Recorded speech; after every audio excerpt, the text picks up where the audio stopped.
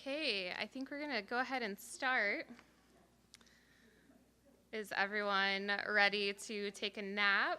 Those of you that are left, seems like quite a few people have maybe left for the day.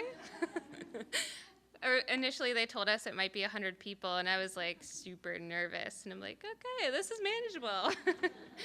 Good afternoon, everyone. I'm Jennifer Meyer, and I run 2 state internship programs for the Iowa Economic Development Authority. If you'd like information on the Iowa Student Internship Program and the STEM Internship Program, information will be available at the back of the room on the counter, or we can chat afterwards too if you have specific questions. I won't be really talking about those programs today, but if you have never heard of them before, I'd be happy to run through those with you. Today, we will share a glimpse of the post-secondary internship landscape across Iowa and give you an opportunity to ask our Iowa employers about their internship programs and to talk with career services professionals from the higher education and student perspective.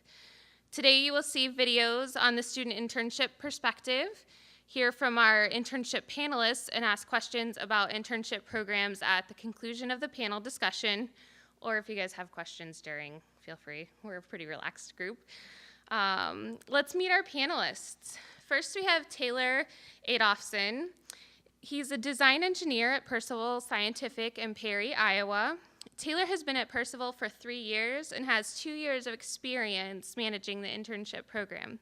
Taylor is generally the main point of contact at Percival for interns and the internship program. He attends career fairs, organizes the interviews, sends out the offers to selected candidates, communicates with the IEDA, trains the new interns or sets up training with the appropriate person, assigns projects that suit their experience level, and checks in with the interns multiple times throughout the week. Kelly Eaton. Kelly is the leader of people and strategies for K-12 programming and university relations at Rockwell Collins. Kelly builds and partners with programs, organizations, and educational institutions to ensure a diverse and skilled pipeline for the future workforce for Rockwell Collins locations. Lauren Piper. Lauren joins us today with 8 years of human resource experience, specializing in recruitment both in agency and corporate environments. She's currently the talent acquisition manager at Pella Corporation, where she leads recruitment strategy for both entry-level and experienced positions. Lauren also leads all college recruitment strategy and initiatives, as well as oversees the intern co-op program. Pella Corporation kicked off their spring intern program in May with 36 interns, and the program is off to a great start. Jody Schaefer has been working in talent and team development, both in business and academic settings throughout her career.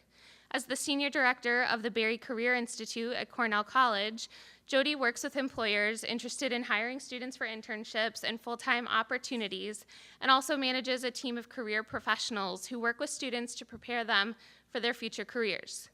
Prior to Cornell, Jody hosted and managed interns at Civco Medical Solutions, where she led the talent acquisition and organizational effectiveness team and developed and prepared MBA students for internships in her work as the assistant dean with the Tippy full-time MBA program at the University of Iowa.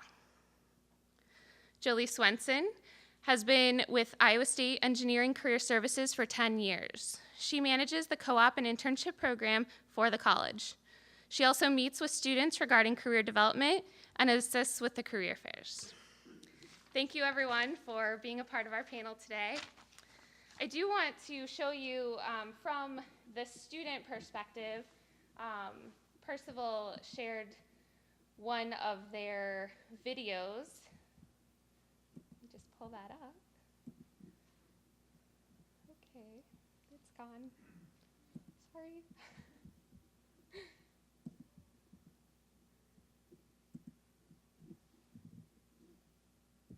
So this is one of our student interns that's using the program.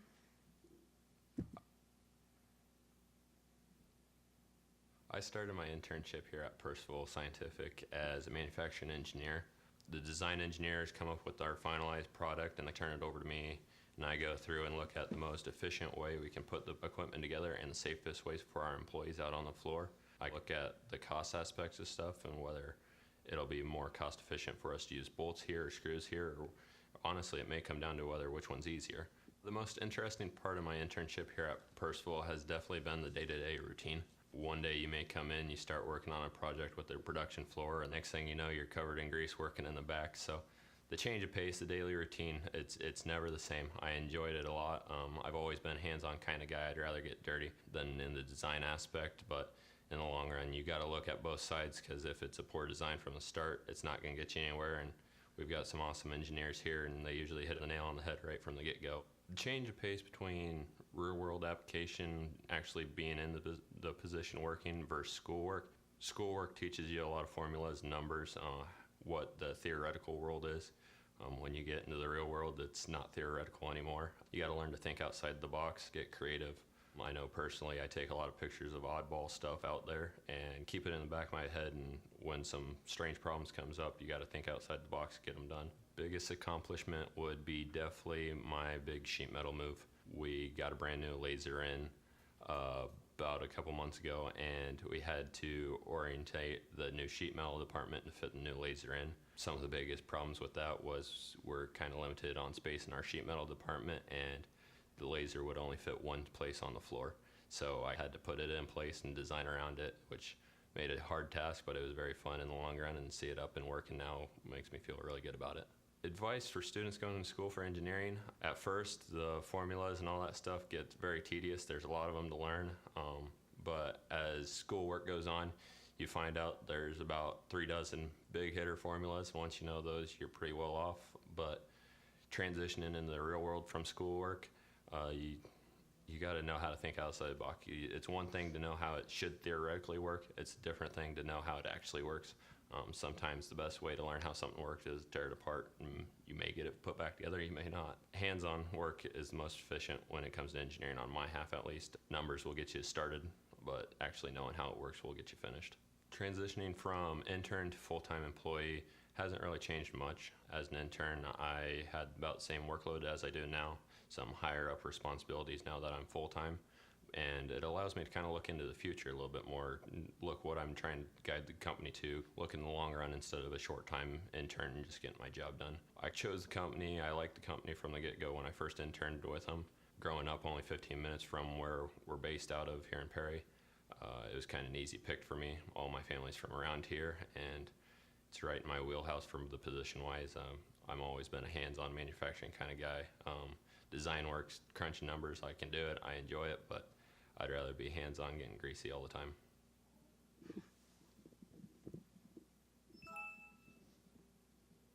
Oh my gosh. Of course that would happen. So there should be some names of our panelists up there. This is an okay thing. I'll just move forward. So we'll just dive into the questions. I also don't want to scream in your ear, so just raise your hand if I get too loud. Let's start with our employers on the panel.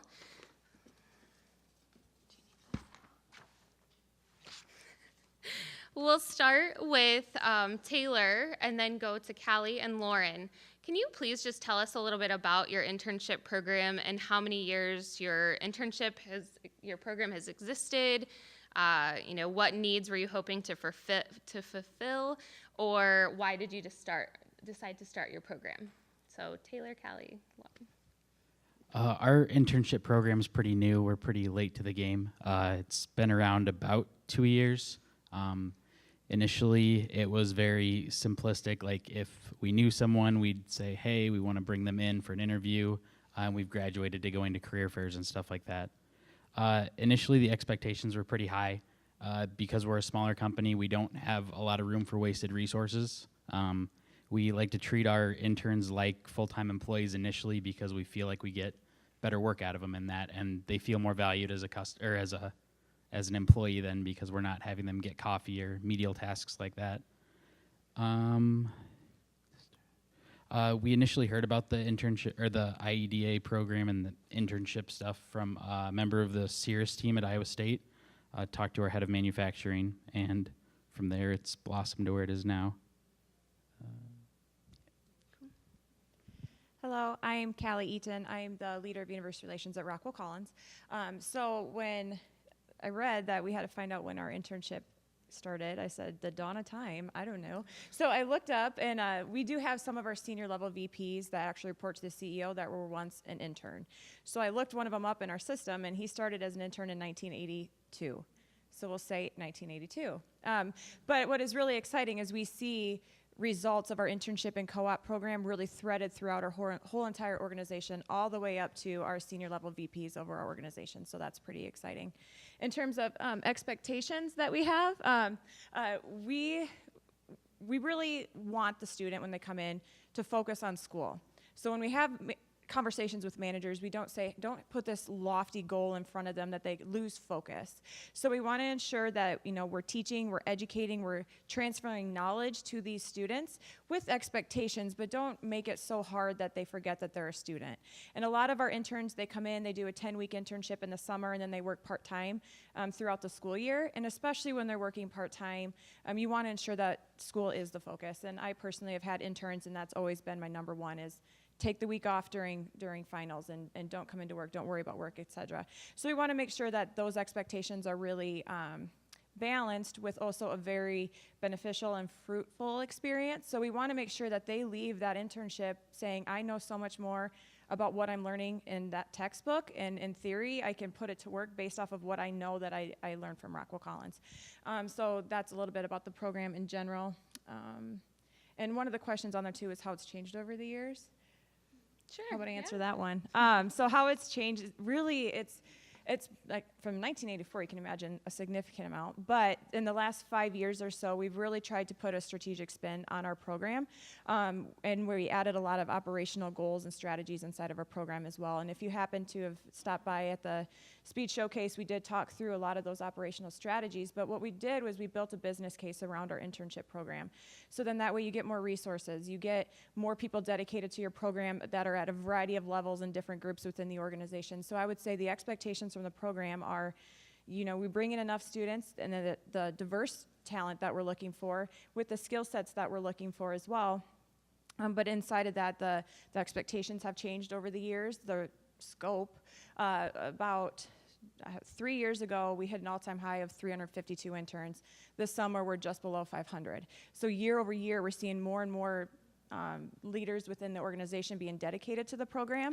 And it might also have something to do with the fact there's a lot of baby boomers in our industry and in our company, and we see 5 years, we need to have new talent coming up within the organization that we have those skills transferred to. And so then there's been a bigger dedication to building up that pipeline because of just the environment that we're in today. Well, that is a hard act to follow there. I'm really impressed with Rockwell Collins internship program. I don't know if you sat at the round table with Kayla earlier, but amazing program. So Pella Corporation has had an internship program for the last 30 years. I've only been with the company now for about 6 months, so I can't speak to a lot of the history, but I know that prior to the recession, I think at max at one point we were at about 75 interns. Once the recession hit, I think at one point then we were at 5 to 10, and now we've skyrocketed and are now at 36. So I think that will continue to increase year by year as the economy picks up and so forth. So our program is really designed to provide students with hands-on experience in various roles throughout the organizations. We want students to work directly with individuals in areas of their interest. I think that's very important. We want them to not only have those experiences in the areas that they're studying, but we also want to look at how they can cross-functional experiences too, because maybe you're in marketing and all of a sudden sales becomes of interest to you. I mean, they're somewhat correlated in a way, but we want to be able to say, hey, we want you to go talk with other individuals within various departments at Pella Corporation and become acclimated and really figure out what it is you want to do. The majority of our interns are sophomores in college. We're finding that students want to build a relationship early on, when they're freshmen, when they're sophomores. They want to build that connection, And then that's the company they want to work for out of college. It's not necessarily the company with the best employer brand or necessarily location. It's the connection. It's the people they know, and that ties into the millennial generation that we're dealing with today. So, how has it changed over the years? I think that we provide interns with greater autonomy. So I think Pella Corporation has a history of being a little bit more conservative. I don't know if anybody knows a little bit about Pella Corporation, but family-owned, been in business since 1925. You know, we're finally spreading our wings and becoming a little bit more liberal, which is great. That means we're open to new ideas, and I think we listen. We listen to our interns, and things are happening within the company that are making a difference because of these interns, and it's important that we recognize them for that, and we listen. We get them challenging projects. We offer leadership development, so we go through StrengthsFinder and HBDI and all of these things that we actually introduced on new hires, permanent new hires. We let our interns go through that as well with our org development team, which I think we've received great feedback from that over the years. And then we also let them participate in our Kaizen events. Over half of our interns are engineers, and we want them to at least sit on one Kaizen event because that's a big thing for Pella Corporation, continuous improvement and so forth. So. Cool, thank you. The next question are going to be for the career services professionals. We have Jolie and Jody. What are the biggest benefits of internships from the student and employer, based off of the employers that you work with? What are some of the biggest benefits and what are some of the biggest challenges? Okay, yeah, I'm Jody. I work with Cornell College. Some of the biggest benefits to the students is that, and you've probably heard this throughout the day, but they understand, they get to see a professional setting. They get to see how the culture looks in an organization. They get to learn how to do things that they don't learn in school. So just like the video said, you know, how do you get your ideas across in a professional environment? How do you navigate the politics? These are things that you're just not going to learn in school. They might learn technical skills that apply to a specific job that they didn't even know they needed. So it helps them to understand what they need to do even when they come back to school. Maybe they're doing their internship in their sophomore or junior year. They can then come back and know, okay, I need X, Y, and Z for technical expertise in the job that I want to do. So it kind of fills in some of the blanks that you just can't fill in a traditional academic setting. They get that on the job training. That's the biggest thing. So that's kind of common sense, but that's really, really a big benefit. And then they know whether or not they wish to pursue the career. So we've had lots of students who have gone out to an internship and realized, oh, I guess I don't want to do this job, which is just as important as knowing what you do want to do. So, you know, we encourage students to do several internships if possible. We have a goal of ensuring that every student does an experience-based training of some sort, hopefully an internship if it makes sense. We know that employers want to hire people with experience, so it's a critical piece to education today, and I think for most schools they're looking to ensure that students are doing internships. For employers, I have the unique perspective of being on the HR side as an employer and then also being on the career side in an academic setting. But I know when I was on the employer side, some of the things that I sought out from interns is early access to talent. That was probably the biggest thing. You could identify somebody who could potentially come into your organization in a year or two as a full-time hire.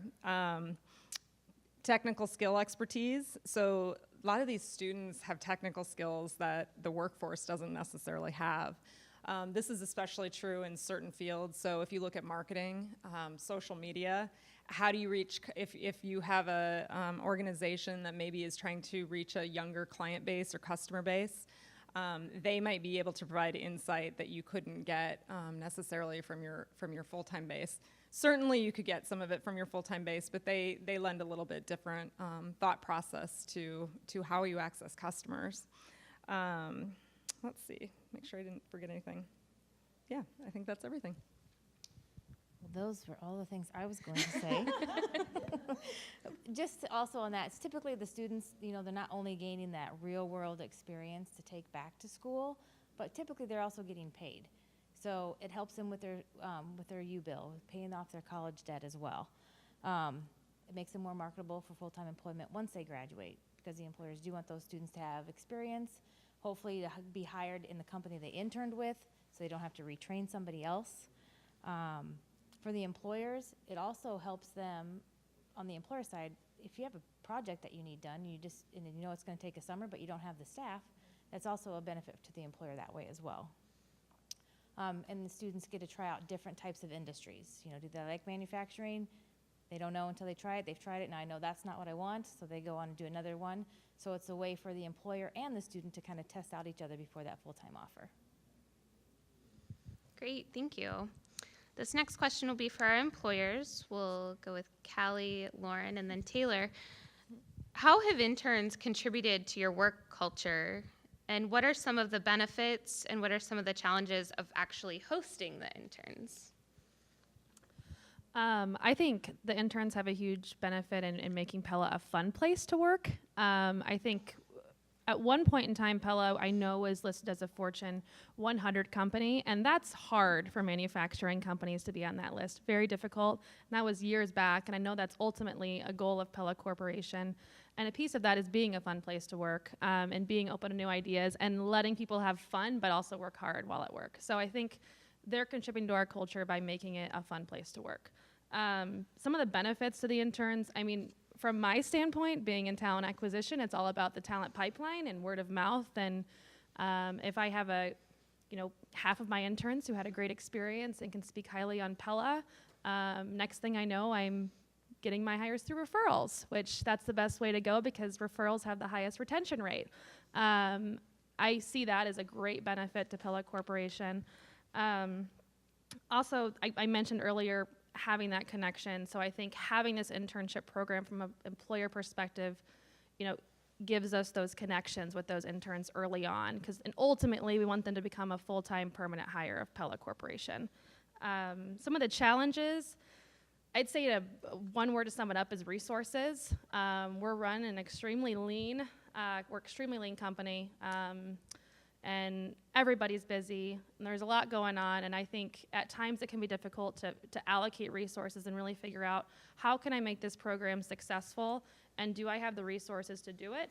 I really liked, I sat in a session earlier, someone from White's company, and I can't remember her name, she's the director of HR, but she essentially talked about how, instead of putting a program together, she has people she's reaching out to, in this case, the STEM Advisory Council. So they have resources available that's made it possible for her to take advantage of what STEM has to offer without having to put together a formal program. I just think that's important because sometimes we're limited on resources. And I would say for us too, it's communication. So we want to make sure that we're making touch points across the entire organization. Pella Corporation has 9,000 employees nationally. Allocated throughout our branches nationally, and it's very difficult for us to sometimes we might have an objective in our minds on how we want that internship to look, but the hiring managers might have a separate objective. So it's trying to align those objectives and make sure we're on the same page so that way our interns have a positive experience and feel that they're valued throughout the organization. When I think about how our interns really have impacted the culture at Rockwell, it really starts way before we even get to the internship during the summer. We find every opportunity for our employees to engage with the students in general, whether they're prospects or their current, former, returning students, because just students in general have they're bright-eyed, bushy-tailed, no bureaucratic barriers, no red tape. They are energized and ready about excited about life. So we look at how do we engage our employees in the whole entire recruiting process. And we take new talent that just recently graduated, became full-time, we take them back on campus in the recruiting process so then they can be the voice of Rockwell Collins. And how cool to be across from somebody you sat with in ABC class and now you're representing the company. So from the very early stages, we try and create the culture through the recruiting process in general. And then from there, hiring managers and the engagement they get through our internship program, because now they can go out and scout their own talent with us. How cool to be able to say, you want to find new talent? Come with us. We're going here, here, here, and here. And we'll help you find what you need to help fit a deficiency or a skills gap in your department. So it's another way to increase engagement, which ultimately helps the culture. And then when the students actually get there, and we have a privilege of having scope on our side, meaning we have a ton of students that come in, and they're traditionally more younger. We have anywhere from 19 all the way up to non-traditional students, but they come in with new energy that you can just feel in the hallway. When you see smiles and groups of people walking around that historically never knew each other, and then they got here and Rockwell created that connection in this group for them that they're going to carry with them forever. And so when they actually get there, that's like the third phase of engagement and enhancing the culture through the recruiting process too. And then also I would say just the energy they bring and the way they look at solving a problem differently re-energizes maybe somebody who's 5 to 10 years in their career, and maybe they're, in a lull maybe, or they're not as engaged as what they used to be. When you have this young whippersnapper coming in and running circles around you, you might get a little bit more re-engaged in your job, right? So so there's that aspect of it too. So in general, I think just the whole entire process, there's so many different ways that you can enhance your culture as an organization by taking advantage of the opportunities to engage, whether it's a hiring manager, a peer, a recent new grad, et cetera. Taylor, can I just interrupt? So, yeah. Taylor, how big is Percival?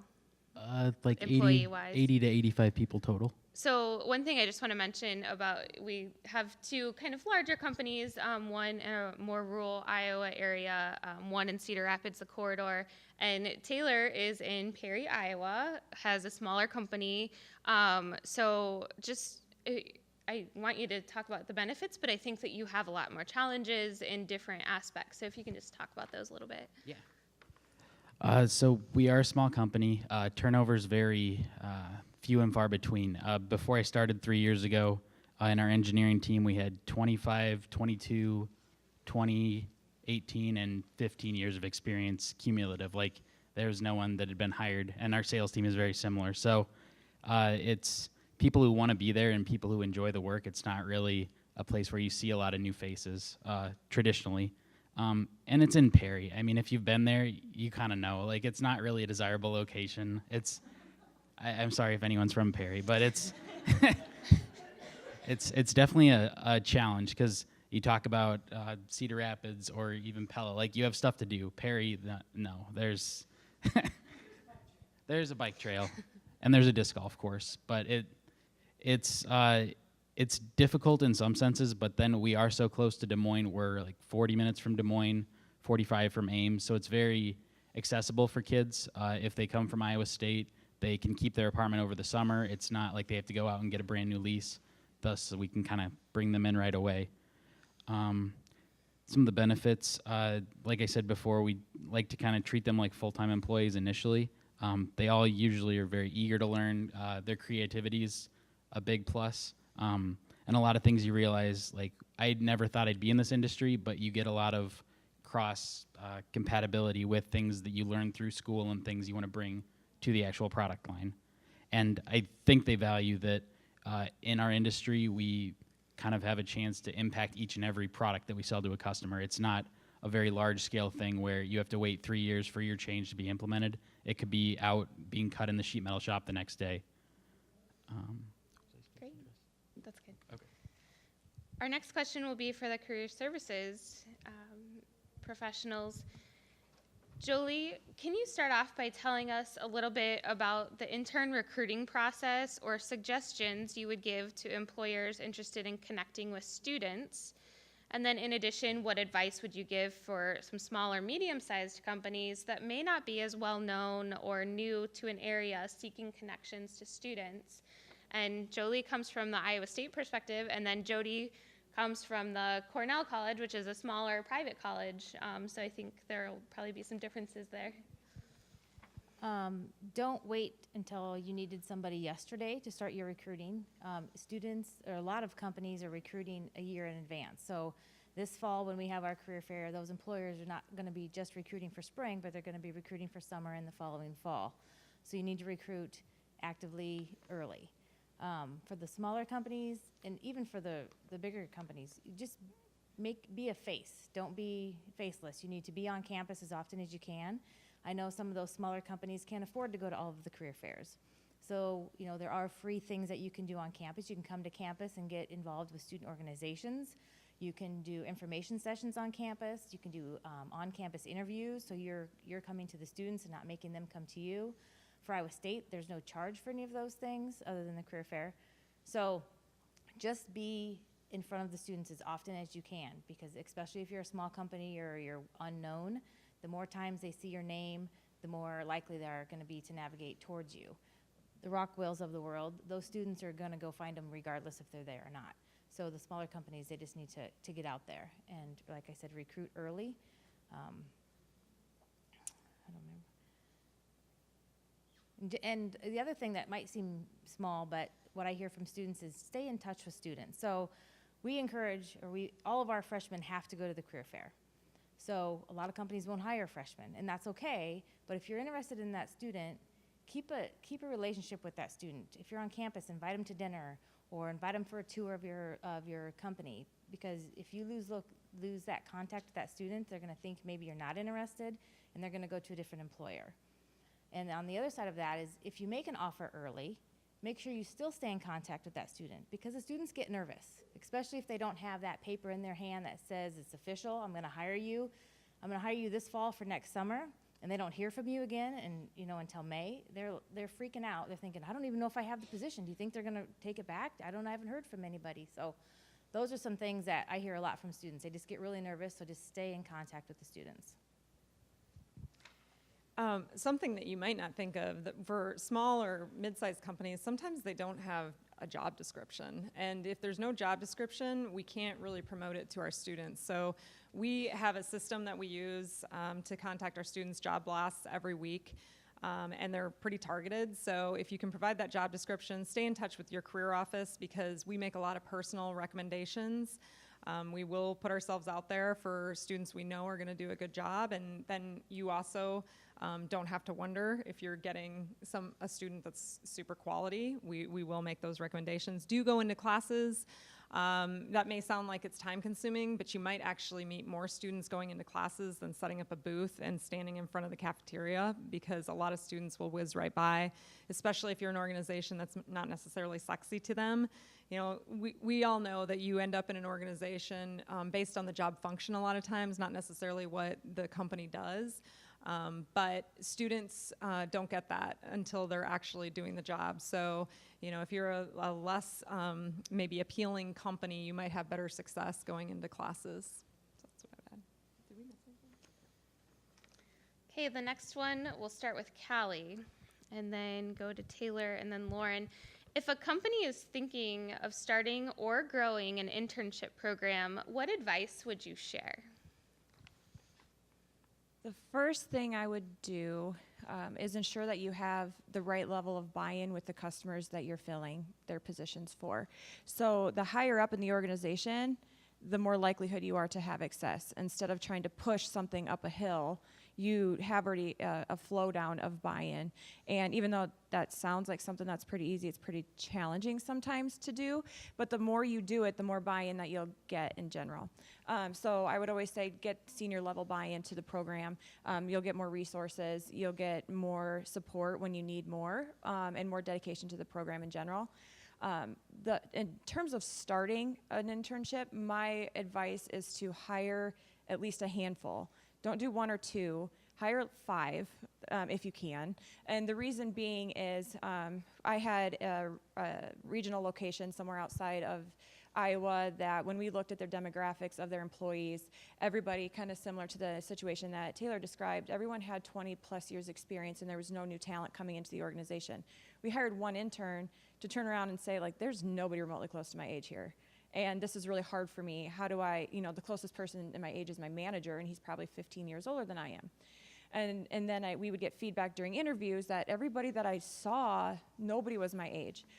So we gave that feedback to the manager, and through that he said, all right, let's hire the masses, and so that at least they have a group of like-minded people at the same stage of their life. And so if you have the ability to hire in multiples, I would highly recommend that. So senior level buy-in, hire in multiples. You don't necessarily have to have a project. A lot of times I'm talking to a new manager that says, I want to do it, but I don't have a project for them to work on. And that's okay. Integrate them into the job. So look at what your full-time employees are doing and say, is there work that they're doing today that might be below the level that they're at? And how can I take pieces of work that need to get done and prioritize that to my intern, and then upskill the full-time employees to be doing something maybe more strategic or more impactful, because you eliminate some of that lower level work that's appropriate for an intern. So don't necessarily think you have to have a project either. It can just integrate them into life. And then they're going to be more skilled at doing the actual job when you look at, is this person going to be a good pipeline for a full-time position in the future? So I think those three things will kind of help set you off on the right page. And then take it seriously too. You don't want to get all excited, bring them here, and then you forget to make that experience impactful. So be dedicated during their internship to their experience, do the check-ins and have different events, and really put time and energy into making sure that they have a positive experience. Because they have a negative one, they're going to tell 3 times as many people about the negative experience than they will the positive one that you create. So make sure that when they leave on good terms. And then if you can, don't over-survey, but get surveys in terms of the stuff that you're doing. So we used to determine success by how many people showed up to our event. Well, that's great, there were 75, that's awesome. But what if it was really bad, right? What if 75 people came and they said that was terrible? So we started asking more open-ended questions, getting feedback on how the event went. And then we thought, this event that we thought was good actually wasn't. And then you'll be surprised on how you can tweak some of the stuff that you're doing just by getting that feedback from the student as well.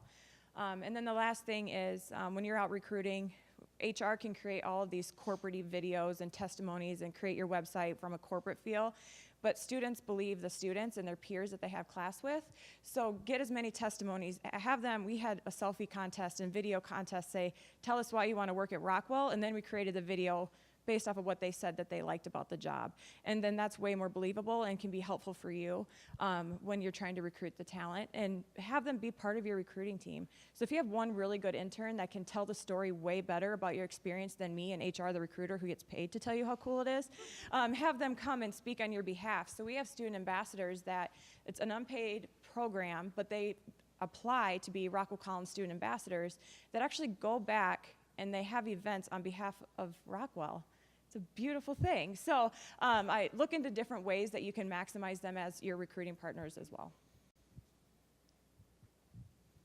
I would echo the multiple intern sentiment. The times we've hired a single intern, they've had a lot more difficult of a time getting integrated into the culture, whereas even if you just have a second intern, like they can sit together at lunch, they can joke about what they saw on the internet that day. I'm not all that hip when it comes to references, so I know I'm not the best for them with that. I would say make sure to have the right infrastructure set up too. As a smaller company, we struggle with resources like probably everybody does, but we don't have a person who's kind of in a position to sit there and plan out what the interns are going to do day to day, week to week. It's kind of, we have this project, it needs to get done by this date.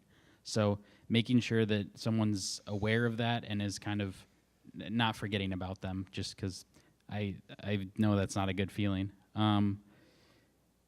Yeah, and being truthful with them. I try not to BS any of our interns. Like if I think something's going to work, an idea that they have, I want to tell them up front. You don't need to hold I guess the more kid gloves you use with them, the more of a tempered product you're going to get out of them.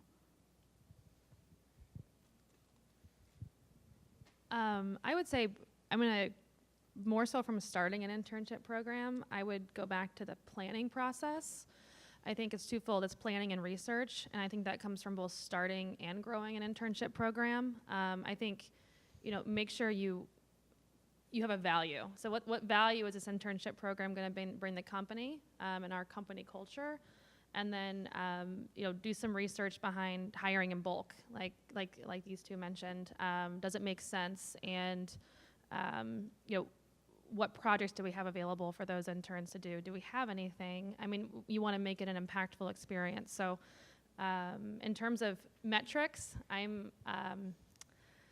it can be a weakness of mine, but I'm big on the numbers, right? I like to have the data in front of me to say, let's do this. This makes sense. Let's grow the program. What are our surveys saying? What are the interns saying about us? What are our customers saying about the internship program? That'll help you identify whether or not it's something where you should improve upon the program you already have or grow the program out. So. Okay. Next question will be for our career services professionals, and for those following along, I'm going to skip the question. Okay. From your experience meeting with students, what are the top reasons why a student will decide to accept a full-time offer from a company that they have interned with? So it usually comes down to what their experience looked like. So was it structured? A bad experience might look like something like this. They didn't have clear goals, they didn't have clear timelines, they didn't have a supervisor who was working with them regularly.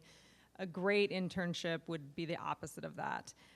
Exposure to senior leadership makes a big difference. Students will come back and be really excited about the relationships that they built, not just with their supervisor or their coworkers, but senior leaders in the company. And so that really told them they were special and they were valued as an employee.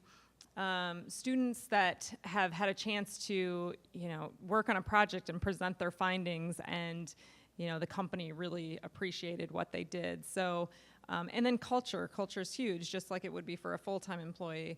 I've had students come back and say, I like the project I was working on, but I don't think I could sit in a cube world for the next 5 years. So even the environment around you, not just the culture, but the physical space, believe it or not, can influence a student's decision of whether or not to accept the position. A lot of times, what they're getting paid isn't as big of a factor as you might think. It may come down to pay if they're comparing offers that seem similar in nature, but a lot of times it's not necessarily about that. I think those are the big things. Yeah. The only other thing I could add to that is the location. Students, if they want to stay close to home, that's still the reason that they wouldn't accept an offer, or they would because it's near where they're at. I would say that their access to other young people too is pretty important, and you may or may not be able to do anything about that, but that is a factor in their decision. And there's a lot of really cool tech companies out there, and so I think organizations are going to have to continually think about how they make their environment more appealing to the younger generation. So this question will be for our employers, and I'm going to kind of mash a few together. What does the transition from intern to full-time employee look like?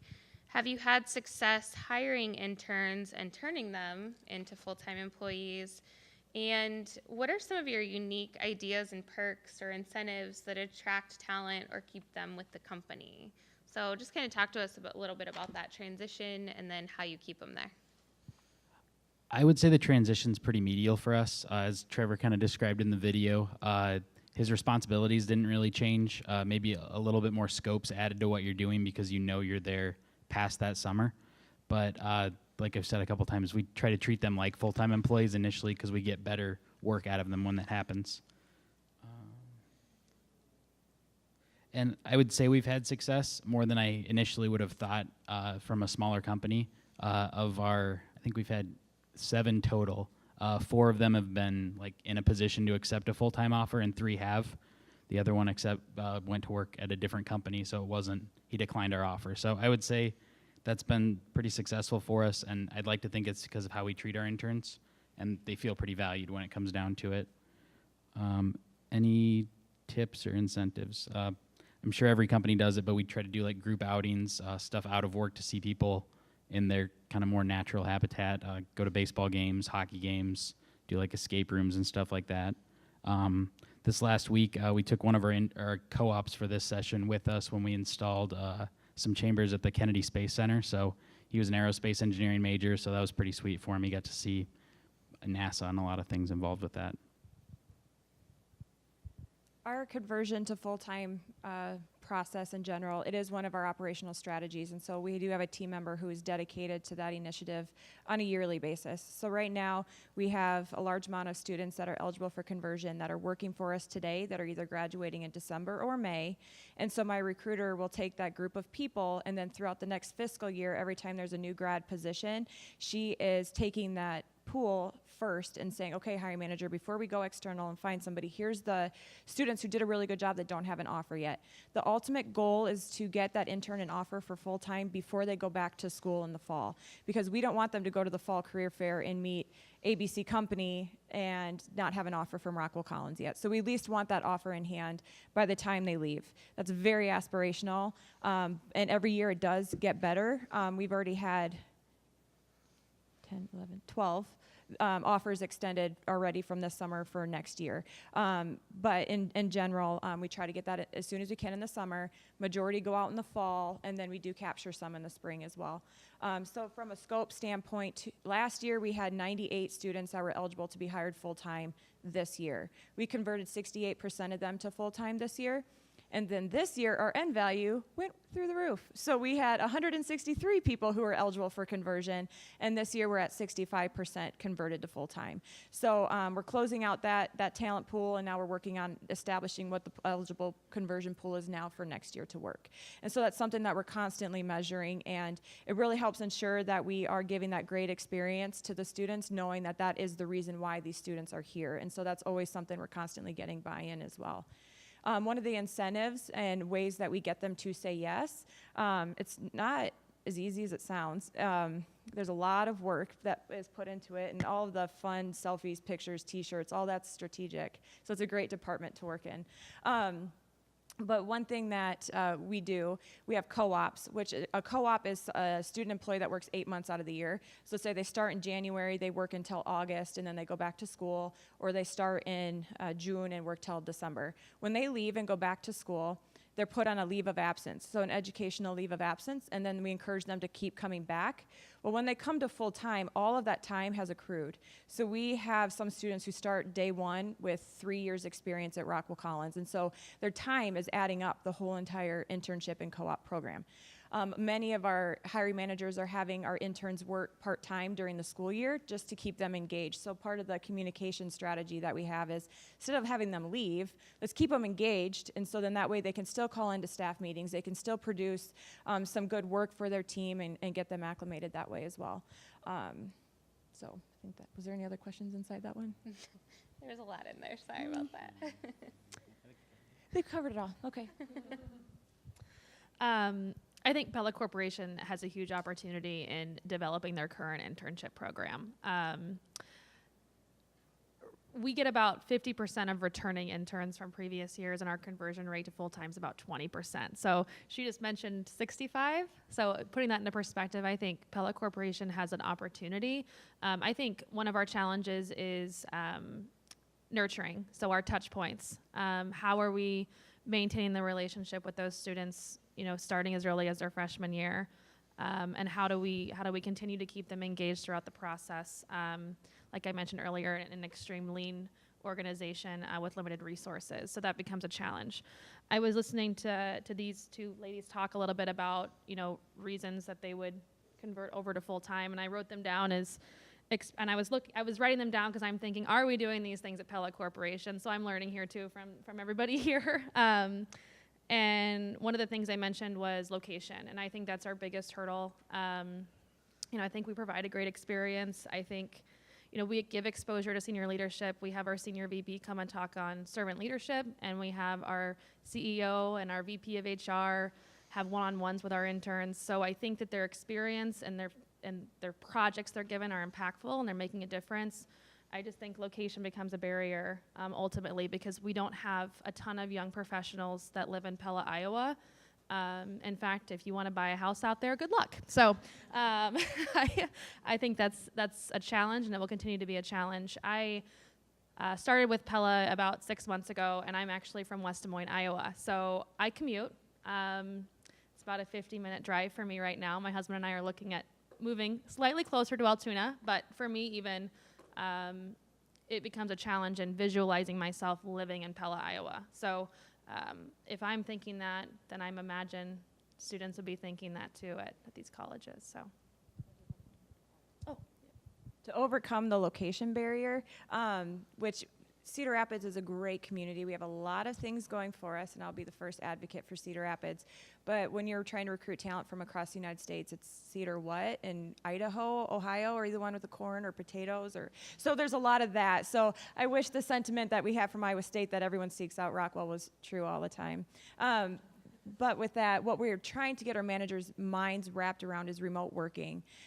It is very important, I believe, and this is Callie's opinion, get them there, get them to the site, have them work for a while to establish their network, get to know who's the who and how to get the work done, but have the open mind that says you can work remote.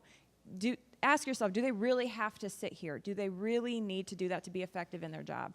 Have them travel back and forth. I have 7 people on my team, and 3 of them don't sit in Cedar Rapids. And that's okay, because they can get their work done without physically being there. You need a balance, right? You can't have everybody gone, or there's nobody there when you need somebody there. But there's a balance in that, too. So be creative on where they sit.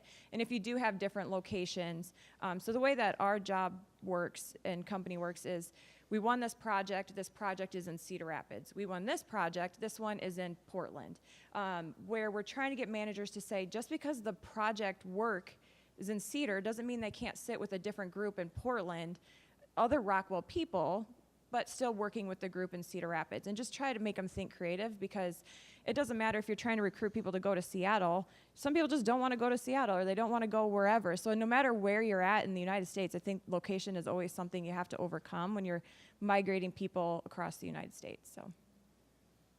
Okay, I think we're going to end there with the questions that I have. What about you all? And I think we're good without the microphone. If you just want to raise your hand and ask. Does anyone have any questions for our team? Yeah. From a metrics perspective, have you done the numbers on, so you spend all this effort on internship, does it end up saving you recruiting range longevity-wise? I'm sure Rockwell with the volume that we have from traditional recruiting methods.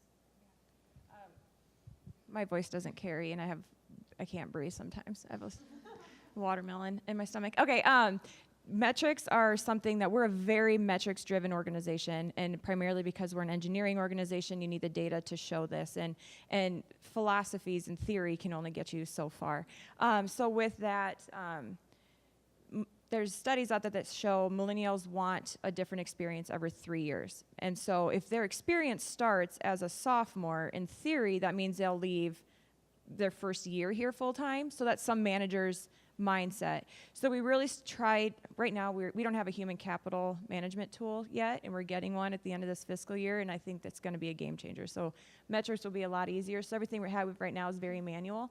But what we show is that when we hire from our strategic partners and universities that we partner with, and when we hire from our intern pool, they stay within the 5-year window. If we don't, if it's a one-off, they tend to leave in 2 to 3 years. But that's today, and I see that number going backwards. I don't see, even if we keep investing all of this resources, unless we have a roadmap to get them different experiences at Rockwell, they're going to leave and go get different experiences. And that's not necessarily a bad thing. A gentleman in one of our breakout sessions, he had said, do you have a process around boomerangs? Which is a student who stays and then they leave, and then they possibly come back later. So you have to develop a process like that, because it's inevitable. People are going to want to go check out to see if that grass is greener, no matter what you're doing over here, just because they're interested in doing that. So building a process to capture the boomerangs, and then the metric stuff is something that we're constantly trying to refine it to say, well, what is that true metric? Because no matter how much time and energy you put in, they're going to leave anyways. So what is that goodness number? And then how can we make sure that they think about Rockwell when they're wanting to make a change again? Go ahead. So you guys have talked about growing your internship program. Are you in HR facilitating the growth? Are managers coming to you, or how are you going about getting that leadership buy-in to grow within your company the number of interns? I literally will answer every question, so I'm going to pass this up to you. Okay. You go ahead.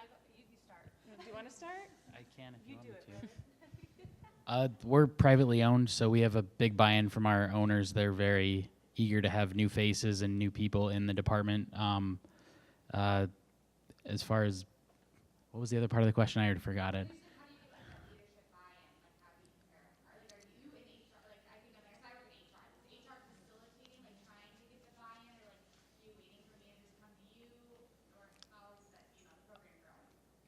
I guess since we're very new to it, initially it's been more just kind of word of mouth. Like we'll be going to a career fair in a month. I'll go ask different heads of different departments, like, are you thinking you're going to want an intern? And if they tell me no, I usually convince them yes, because everyone has work that they just don't think about.